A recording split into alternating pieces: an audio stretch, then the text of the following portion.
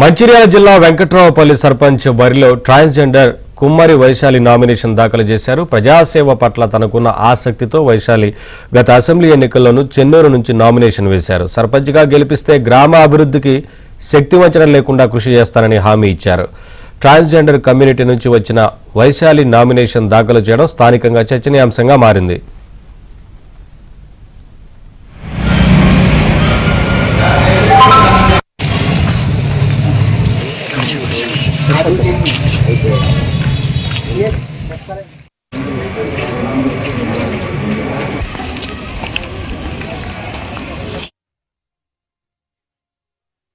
దుబ్బపల్లి గ్రామం నుండి అందరికీ మహిళలకు నామినేషన్ రావడం జరిగింది. అందువల్ల నేను ముందుకు రావడం జరిగింది, నామినేషన్ వేయడం జరిగింది. మీరు గెలిపిస్తారని మీ ప్రజల్ని అందరినీ కోరుకుంటున్నాను. మీకు మంచి చేయాలని ఈరోజు ముందుకు రావడం జరిగింది. నేను